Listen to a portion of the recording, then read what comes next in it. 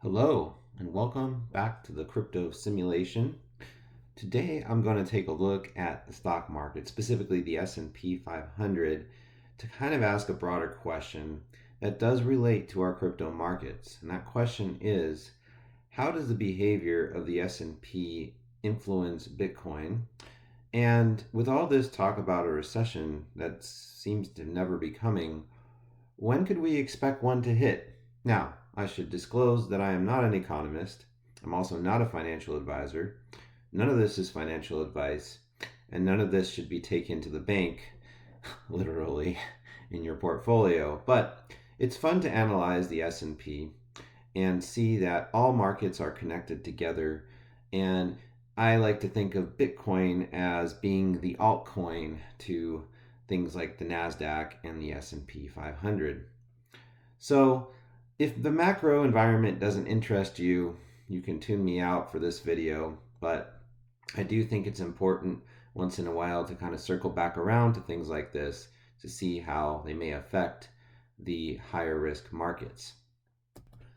Now, looking back in history, I found a period in the charts that eerily matches what we've gone through in the past few years. I'd say it rhymes as the way history often does, and that is the Vietnam financial crisis. So LBJ, Lyndon B. Johnson, was president in the mid to late 60s, and he got us involved in the Vietnam War in March of 1965. And you can see this arrow is actually pointing a little bit in the wrong way, but the markets were doing fairly well during that time. Now we did get a dip shortly thereafter in the late 60s, but that was more of a sign of the stock market kind of being a little bit overheated after having been in a pretty long bull run.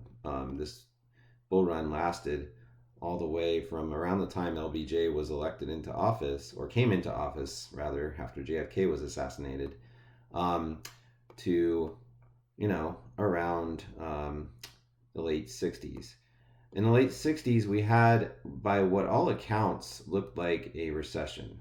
It looks like a major recession when you just look at it for a minute. The Gaussian channel on the weekly S&P 500 went red, and we completely fell to the lower Bollinger Band, but we bounced out in a nice V-shaped recovery thanks to the Federal Reserve Bank, and just continued to kind of, be bullish from there. So,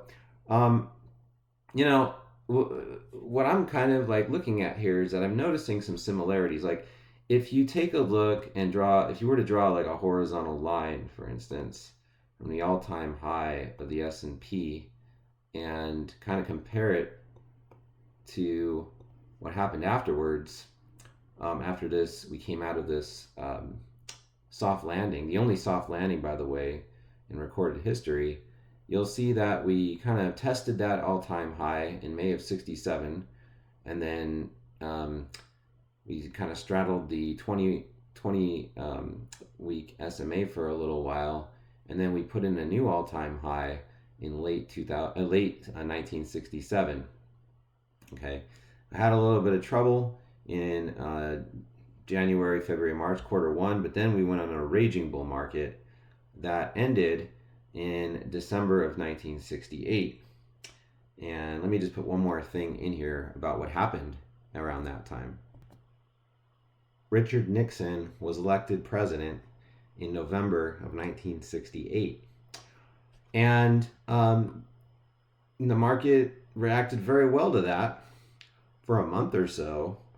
And then we really started to collapse into the first major recession in over a decade.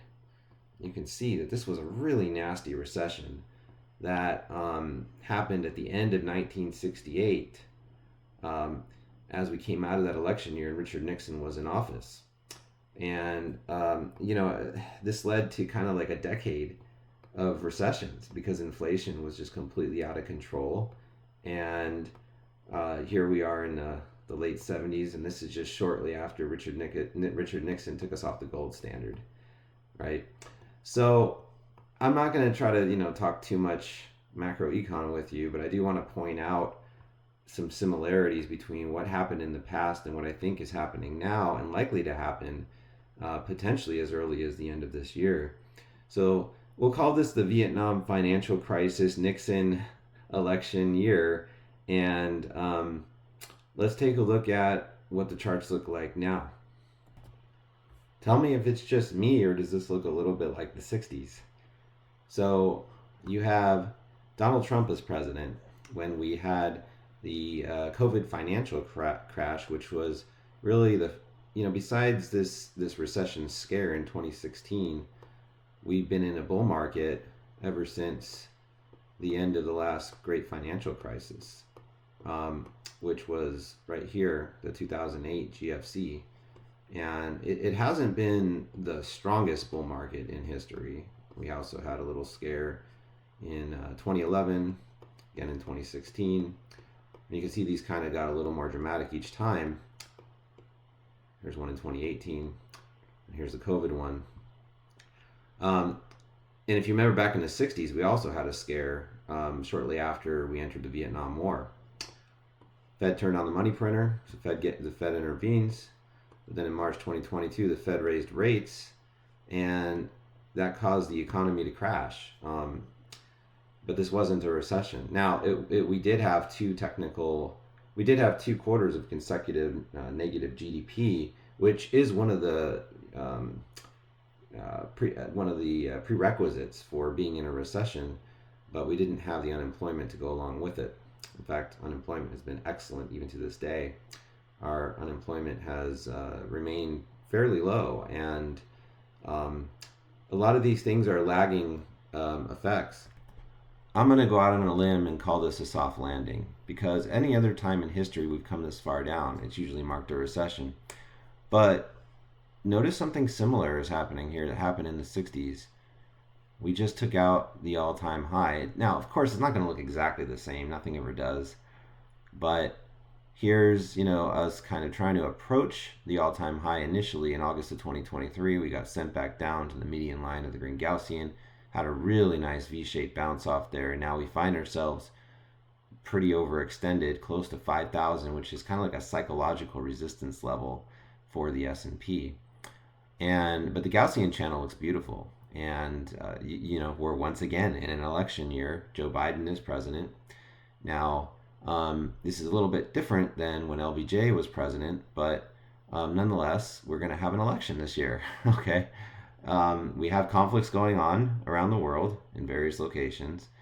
So the question is, what's likely to happen? Is this likely to rhyme with history or not? And what effect would that have on Bitcoin price? So what I'm going to do is I'm going to do a bars pattern overlay from the Vietnam financial crisis, Richard Nixon election, and subsequent recession over to where we are now, just to see what it would look like, even though we know fully well that historical patterns don't play out exactly. This is a reach, but you can sometimes see some common themes, right, that do rhyme with the past. So here's what the fractal overlay looks like. Obviously the late 60s were a different time, but you have this plunge into the soft landing, which has about a very similar magnitude to the plunge we took after the original rate hikes following all the inflation from the COVID stimulus money. And then there was a recovery in the 60s that went straight into the election year, and just like what we're seeing now. Now this is different. We had a crash in quarter one of the election year. That has not happened yet, although it does look like it might be materializing.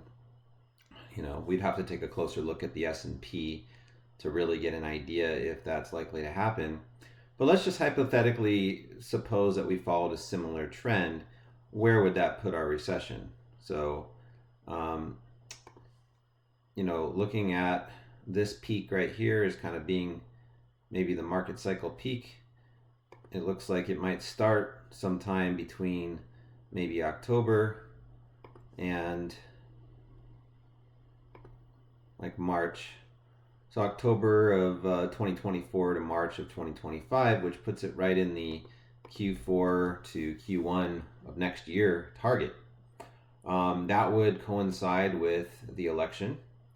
So we have an election in November. So, you could kind of think that maybe that might be the time that the economy finally unwinds. And, something that you can keep note of is that that is exactly what happened in the 1968 election.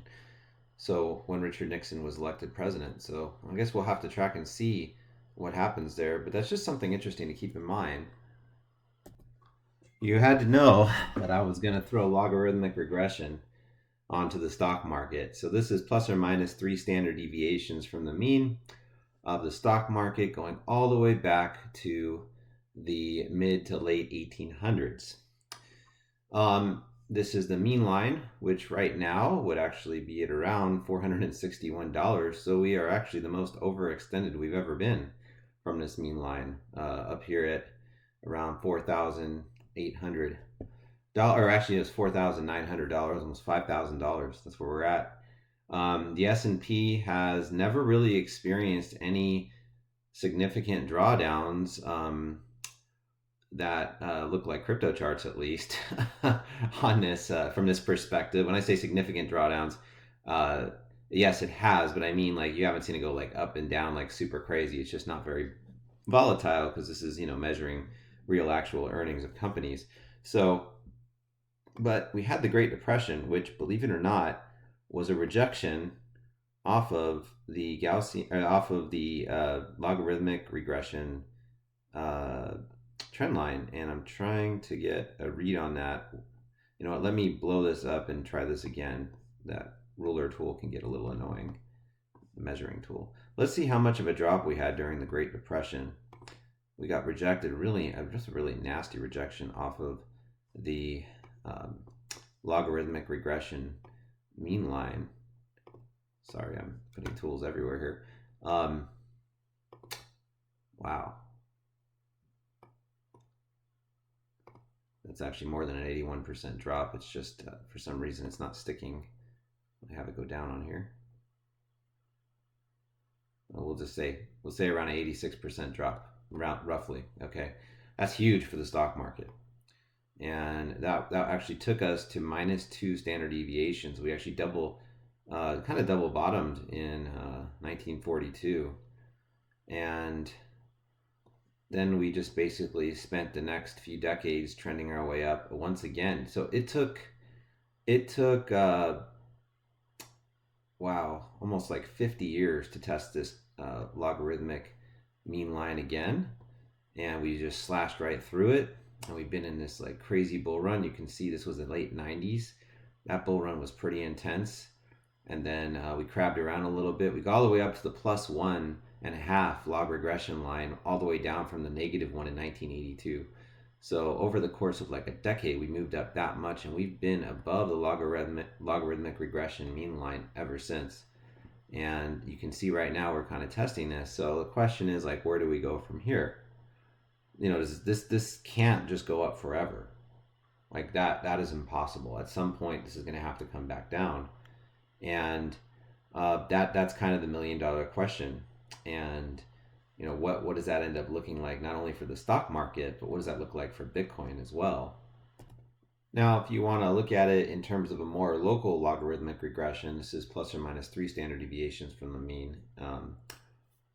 In increments of 1, we can take a measured move from the COVID drop all the way to the 2021 top. That was a 120x move, which is very impressive for the stock market. And you can see that the stock market, pretty much ever since it came out of the great financial crisis, the GFC, we have been straddling kind of the -1 standard deviation line and also the mean line quite a bit, right? And the mean line right now is about $4,600. So I would anticipate most likely some kind of mean reversion right now that we're in this double top zone from the past few years. I'm thinking we're probably going to come down and test this mean line and maybe straddle it a little bit, but I'm imagining we're going to probably blast off again, just like we did in the late 1960s, because a lot of the times the effects of increasing money supply and the corresponding reduction in inflation, the material effects of raising interest rates, all that stuff doesn't really make its way into the labor market until quite late in the cycle. It's a very lagging indicator. Like by the time you realize you're in a recession, you're probably already pretty deep in it. So to me, this chart looks very healthy for now. This region of the chart right here, and we could even pull up some log regression. I mean, this is on a monthly. Maybe what we should do is take a look at the log regression on a weekly time frame, just maybe since this crash from the rate hikes from going from 2021 to 2022. So why don't we look at that? So looking at the stock market on a weekly time frame with log regression fit to around the late 2021, early 22 time frame, you can see this drop that I've referred to as a soft landing. That is not, again, I'm not an economist, and economists are much smarter than I am when it comes to this stuff. I'm just looking at a chart and telling you what I see. Looks similar to me to the Vietnam financial crisis, soft landing. But we came in and we tagged the green Gaussian channel after a red year, which is only, only in recessions do you usually see this, but this is one of the times where it wasn't a recession, technically speaking. And that was a really nice touch point, and that led to a blast off to the top part of the Bollinger Band. We're well above the 20-week SMA. But you can see it looks like we might be entering into a local topping process here. So my guess is that we can at least expect to come down to around the 20-week, this is the 20-week. And here's the +1 standard deviation line, which is around 4,600, similar to what I was saying on the broader chart. So it kind of seems to me like 4,600 is definitely in play in the next few months or so. I don't know that we'll even get down that far. This looks like a pretty clean uptrend to me. Gaussian channel is nice and squeezed, and we're at the top part of the Bollinger Band, but it definitely looks to me like ever since surpassing our previous all-time high, we're in need of some kind of pullback. We've also just formed a massive multi-year rising wedge, and my guess is this is going to be the rising wedge that eventually takes us possibly into the recession. I don't know when that's going to happen. I don't know. I guess we could try to extend this rising wedge with some lines and see. I would just use a trend line, kind of see like how far out this extends before it invalidates. So if we look at that, let me put the cross on. That looks like December of 2024. I can't make this stuff up. End of the election year. So are we putting in close to the all-time high? Are we going to have like a triple top possibly? I don't know. Will this rising wedge be invalidated? I don't know that either, but it sure looks like it wants to come back down and right around that 4,600 spot, and maybe blast off again into the end of the year, and maybe it takes out 5,000, and maybe that's it once we get past the election. I don't know. I'm not really great at predicting things. That would be pretty impressive to make it nearly to the end of this triangle and then dump out, like maybe make it to November. That would rhyme so well with what happened in the late 60s when Richard Nixon was elected president. But there may be some confirmation bias at play. We have to always acknowledge our own bias as we look at charts. Let's look at some momentum indicators and see what they have to say. I also noticed on the ADX and DI that the green directional index has been putting in a bunch of higher highs as we've been in this uptrend, with the red one trending down. But we've been on this like triangle-shaped flag trend line for quite a little while here, and the trend strength when we were in a downtrend was quite strong. I mean, we were at a trend strength of 40, which is pretty huge for the stock market. And then we got down to crabland at around 8. And then during our bullish recovery, our trend strength got up to around in the mid 30s or so, and came down to crabland, which is around 14. That's a little stronger than crabland, and now we find ourselves at 27. So are we going to be heading back to the top of the channel here in terms of trend strength? Are we starting to see some weakness in the green DI? And maybe we're fading back down for a little bit before we have another leg up later. Who knows? I don't know. But if this triangle plays out, if this flag plays out, this kind of lines up with what we see visually in the charts for the end of the year being a possible target for a recession. The Gaussian filter MACD is a little hard to read right now. It looks kind of neutral. But if this here is bearish when you're crossing down like this, but if we cross back down and we put in like a lower high, then I would expect to see some weakness in the stock market. I don't know that we'll get as far as putting in a short signal or anything like that, or break out of this triangle. I'm not anticipating that. But of course, we have to acknowledge that anything is possible and that I don't understand the economy better than anybody else does. Just looking at, in terms of simple moving averages, the yellow being the 20-week, the blue being the 50, the white, the 100, and the red, the 200. This is starting to look about as bullish as it gets. It looks like we're about to have another bullish leg up. So, it is possible. I do want to acknowledge this, that even though we are in rising wedges don't have to break down. They can also break up. It's just all about probabilities. It's just that most of the time a rising wedge breaks down. It doesn't break up. And we could, of course, pop our way out of this rising wedge only to come back down into it. So, I don't know, though. Seeing all the moving averages start to turn up like this, that looks quite bullish to me. In fact, what's really interesting is that the 100-week moving average of the stock market almost lines up perfectly with this purple region on the triangle. So, we have to pay attention to that. You saw this with the Gaussian channel being green and narrow. That's reflecting these moving averages sorting themselves out from least to greatest. And that's what you want to see during a bull trend. You see it here during this bull trend. You saw it here during this bull trend. I mean, that's always what happens during a bull trend. So that's something to pay attention to. That is quite bullish. Notice how during what I'm calling our soft landing, we wicked right down past the 200-week briefly, but held that as support. So something interesting to keep in mind. And every drop since then has been a higher low. So do we get another higher low? And then maybe we just invalidate this altogether and come down at some other point. It is something to consider, right? It is something to consider. Recessions can lag. They can lag quite a while. And just because it looks like there might be one at the end of this year, that may not be true. We could end up having strength even well into 2025 for all we know. Certainly not my base case, but it is something to keep in mind.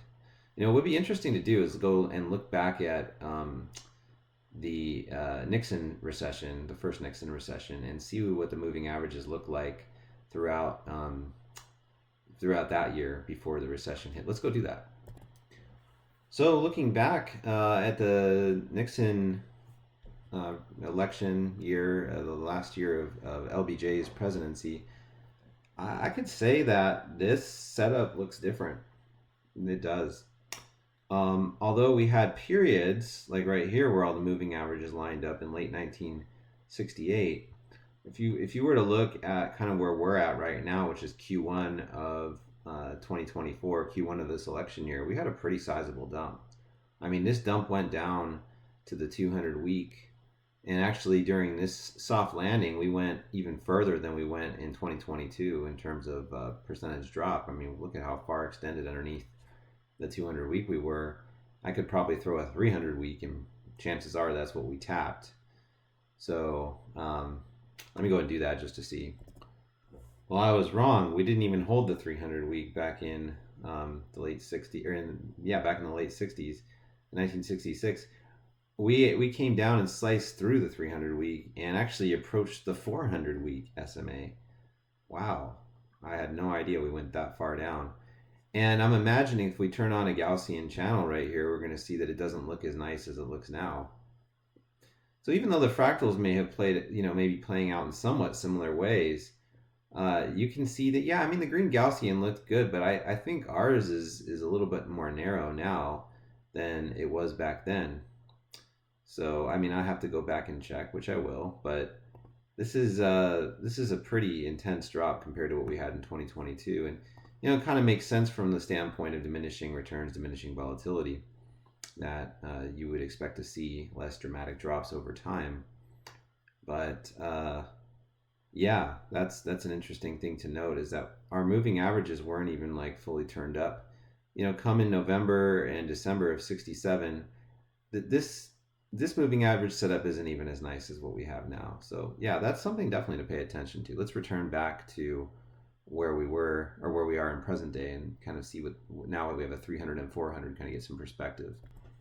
So we can definitely say that 1966 looked nastier from a diminishing, or from a increased returns, increased volatility perspective. If we look at present day, we can see that our 20 week has been kind of wobbling around a little bit more than what my memory told me it was at the time. And here's the 50 week and the 100 week. So while these moving averages are getting sorted out, I guess this really isn't the cleanest picture. Although it does look better than the 60s. And yeah, that Gaussian channel does look a little bit better than what I saw in the 60s, but that probably has more to do with the diminished volatility. So yeah, I mean, it's hard to say. Nobody can accurately predict a recession, and that really shouldn't be the point of this exercise, to try to pinpoint a date. But I do think that sometime in quarter 4 of this year, quarter 1 of next year might be a good time for us to start one, if things kind of play out the way that they have in the past. So, but that being said, I wouldn't be surprised at all to see us blast off above this rising wedge, which would completely contradict the idea of a rising wedge, and have some more upside into the end of the year as well. So, but since I have to take a stance somewhere, I guess I'll just put my guess out there, and my guess is sometime in late quarter 4 of this year to early quarter 1 of 2025. That's my guess based on what I'm seeing in the charts, and also comparing us to the the first Nixon recession. Well, it should come as no surprise, since Bitcoin's higher up on the risk curve than the S&P 500, that Bitcoin is a macro outperformer compared to the S&P, or you could say the S&P bleeds to Bitcoin over time. But you'll notice that that curve is starting to flatten out. This is logarithmic decrease. And you can see that this loves to just kind of waffle around the mean line, and we have had diminishing downside. We only went down in 2021 just a little bit past the -1. These are in increments of 1. And then we revisited it again in the double top of Bitcoin, and we only went down to -1. May of 2022, we sliced through. The S&P was outperforming Bitcoin until January of 2023, and now it is underperforming again. So where can we expect to go from here? So obviously there is a relationship or a correlation in performance between the two, but the overall lesson is, if you want more risk, be in Bitcoin and enjoy better returns over a longer period of time. But of course, that is starting to change as we get further along, and Bitcoin capitalizes more greatly as well. Well, it's plain as day to me that the S&P got rejected off the +1 logarithmic regression line, and it's heading back down towards the mean line against Bitcoin. The Bollinger Bands don't look good for the S&P against Bitcoin, even though the S&P has been outperforming Bitcoin for the I'd say Q1 of this year. If I had to be a betting man, I'd say that's probably going to change pretty soon as Bitcoin comes up to its halving, and you're going to probably see this bleed out a little bit more. Now, if I put on the all chart patterns, which picks up on market structure, you can see that from the latter half of 2022, we've been in a massive falling wedge. This is S&P versus Bitcoin, and we touched that bottom around December, and we've been kind of going up ever since. So we might get a little bit of a pullback here, but falling wedges usually break to the upside. And you can see here's a rising wedge within a falling wedge, and rising wedges usually break to the downside, and this one did. So we're kind of in the middle here at a standstill with S&P versus Bitcoin. It's really hard to tell what direction this is going to head next. If I throw the Gaussian channel back on, and try to stare at it, I can recognize that we are in a concave down red Gaussian. And usually when you get this far extended from it, at some point you are going to bounce back up toward it and try to test the bottom of the channel or even test the mean line. It just depends on the kind of momentum that we pick up here. And with this positive momentum, that is going to slow down this concavity to more of an inflection point. So this is interesting. It does make you wonder how the S&P is going to perform relative to Bitcoin as we get further into this year. It raises a big question mark for me. This is the first time I'm looking at this chart, and I think I want to look at a few other indicators to get an idea of how the S&P might behave in relationship to Bitcoin. Looking at the bull bear power trend, there aren't honestly too many times in history where the S&P outperforms Bitcoin. They're very short-lived. Like this one was from September of 2018 to roughly March of 2019, and then we had almost had a period from March of 2020 to April of 2020. That didn't really pan out, as you can see. That was a massive bull. This is the massive bull run with the double top from Bitcoin, this giant upside down mountain. Throughout nearly all of 2022, the S&P was outperforming Bitcoin. And then as we head into 2023 and 2024, it seems the trend is again down. So while we are in a falling wedge, that does not guarantee that we're going to break to the upside. Certainly the odds are that we would with the S&P, but when? Who knows? So this seems to tell me that we could be curling back up here. Maybe the S&P gets a little bit of relief and heads up a little higher against Bitcoin. I don't know. This is very hard to read, but I can tell you that Bitcoin's power against the S&P, Bitcoin was outperforming it from October all the way to December in a very big way, has taken a little bit of a breather. The other thing to keep in mind, this is RSI and stochastic RSI. The stochastic RSI is going up pretty strongly. It's already, one of the moving averages is already past 50, and the RSI looked like it bottomed in December, and it's also heading up. So it looks like again, even though we're at this like indecisive point, looking at this chart makes me think that upside is probably more likely for the S&P against Bitcoin than downside. So if I had a bet off of here, I'd say the S&P is likely to outperform Bitcoin in the short term. I mean, it already is. It already has been since January.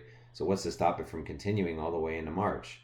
So that would be my bet, is that the S&P outperforms Bitcoin from January, which we've already done, through the rest of February and into March.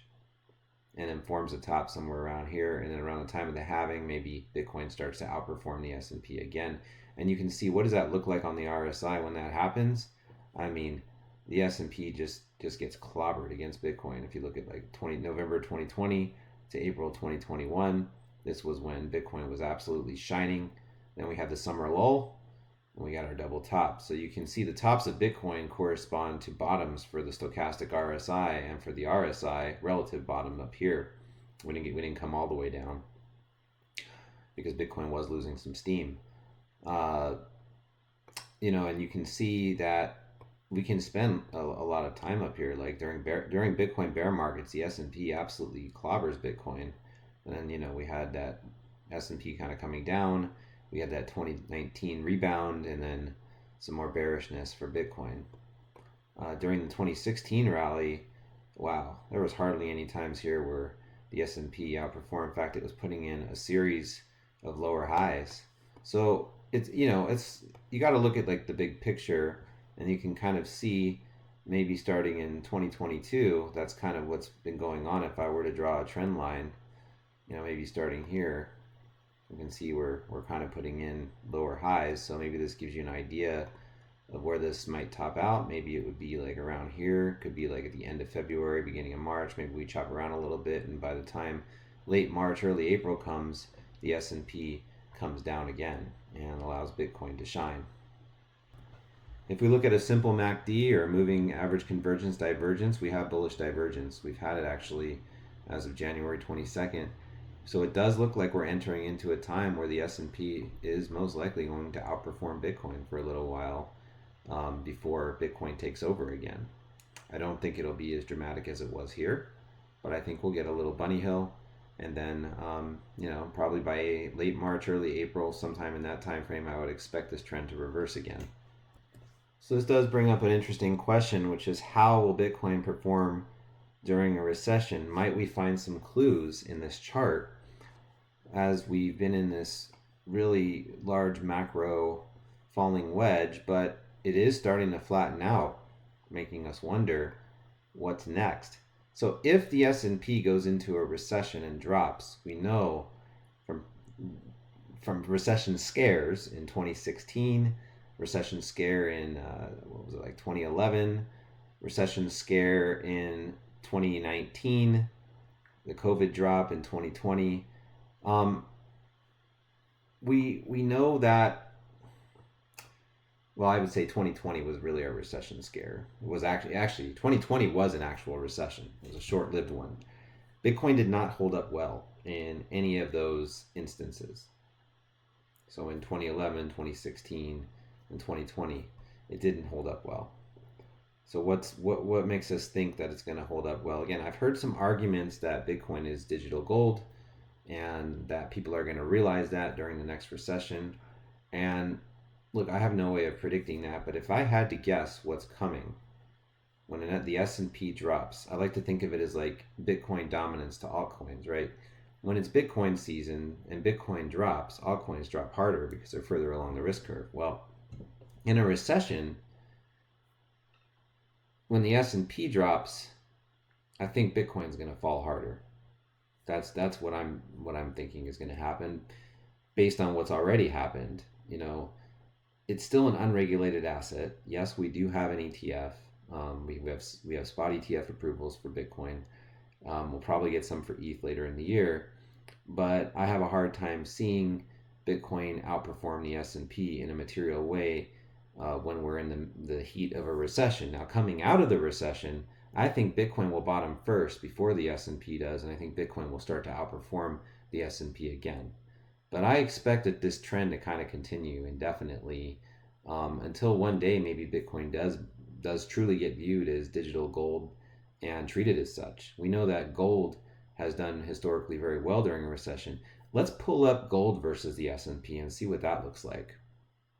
Oh, by the way, before I pull up gold, this is what Bitcoin versus the S&P looks like. Sometimes it's helpful to see things from different perspectives, and you can see the logarithmic regression starting to flatten out. And so this is what I was talking about. Like I could easily see Bitcoin putting in like a triple top against the S&P and then falling down and having a period of time where the S&P actually outperforms Bitcoin in a big way. Like we get a pretty substantial drop and then maybe Bitcoin turns around and heads back up the log regression curve. So this is probably a more helpful perspective. So I think because I showed it upside down with gold, I'm going to do the same thing. We'll do an upside down and then I'll quickly flip it back around. So whatever perspective works best for you can help you see what's going on. So let's compare it. Now, there is so much history to gold that it would outlast the S&P. But if we were to compare the S&P versus gold, what we would see is that we have very brief periods where we get huge spikes. And this is right around the time of the Great Depression. We had a huge spike in the value of gold. And then we came down and did nothing but just kind of crab away and form out what looks kind of almost like a triple bottom. It's kind of, hard to tell exactly, or if you want to call this a bottom or a bottom. At the very least, I would call this a triple bottom. There's, one touch point here, one touch point here, one touch point there. And then we went into kind of a slower rally that took us into the late 60s, right around the time that we're, kind of talking about, right? And then we had gold just take a giant dump in the early 70s. Dead cat bounced and came down and bottomed for good in 80 against, and of course this is against the S&P. And then gold just shot way up into in the 90s. And, interestingly enough, this was not a recession right here, but this was. This was heading into .com. And then just kind of fell down to here. And gold has been, or the S&P has actually, oh, I'm sorry. This is actually, I have it upside down. This is the S&P against gold. So S&P shot up, and then this makes more sense, right? And then gold took over in the 30s and 40s. Okay, and this is probably why I shouldn't look at these charts upside down. And then the S&P went on a run right into the Nixon recession, and gold, yeah, I mean, because this is, I mean, yeah, because we know that gold does really well during recessions. So yeah, that makes more sense. And then the S&P went on a tear until we hit .com, and then we got gold, doing its thing all the way until Bitcoin was born like around here, and then Bitcoin really got popular around here. The S&P kind of went into a little bit, and it looks like the S&P is fighting for dear life here. It looks like it's actually about to put in a lower high for the first time ever against gold. So if you want to look at this inverted, this is the inversion. This is gold versus the S&P, and gold usually bleeds against the S&P except during recessions, but you can see that it looks kind of bullish now. It looks like we're putting in a higher low for gold, and that's definitely interesting to see. Like, how high is gold going to go when, against the S&P, when the inevitable recession comes, whenever that is. And it looks like it's not that far away. Honestly, it looks like we're carving out some kind of bottom here. No surprise that Bitcoin outperforms gold over the long haul, right? Bitcoin versus gold shot way up. Kind of got interesting in here. You could say you had some pretty significant sideways chop from 2017 all the way to 2020, and we shot up a little bit. And it looks like, it's hard to really tell if Bitcoin's going to outperform gold or not. What if Bitcoin only makes it like to here this time and then drops? So we have diminishing returns and diminishing volatility playing out with Bitcoin and gold. So calling Bitcoin the new gold, that narrative might fade sooner than we think. Now, I'm not saying that Bitcoin won't behave like gold in a recession. It's possible that it eventually does. I'm not sure that this will be the time when this particular recession hits. I think this recession will be a test of what is Bitcoin? How do people treat it? So I truly don't know how Bitcoin's going to behave during the recession, but I would argue that I think it's more likely to behave like a risk asset than it is to behave like a true commodity. And I don't really want to say that, being a huge believer in Bitcoin, but at the same time, I have to look at what it's done fairly recently, and the only real changes to the ecosystem have been the spot ETFs. We still don't have concrete regulation in the crypto space, so I don't see how institutions are going to buy into Bitcoin in a really meaningful, huge way, even with the spot ETF approval, which is a good green flag for Bitcoin adoption going forward, should a recession strike. Again, I think that it's likely that a recession will hit sometime between the end of Q4 of this year and the beginning of Q1 of next year, 2025, and that Bitcoin will fall a lot harder than the S&P does, and it will fall quicker and recover quicker. And I think it will recover in a very big way and surprise people with how resilient it is. I will say that. I think gold will shoot up like it usually does. I am very interested in what appears to be kind of a turnaround point for gold against the S&P that we just saw in the charts. And that is interesting to see. What does that say about our economy? Something to think about for another time. So I hope you enjoyed this video and learned something, and maybe you walk away with more questions than you have answers. I think that's sometimes a good way to go. Just want to remind you that anything I said in this video should not be taken as financial advice. Any price predictions that I've made or any timing predictions I've made are for entertainment purposes only, and you should not trade them unless, of course, you feel like that's the best thing to do through your own decision making, not mine. Please be sure to like, comment, subscribe, and hit that notification button. Follow me on Twitter, or X as it's called. And if you want tutorials to how I use my indicators, you can find those on TikTok for free. Thank you so much, and I'll see you again next time in the crypto simulation.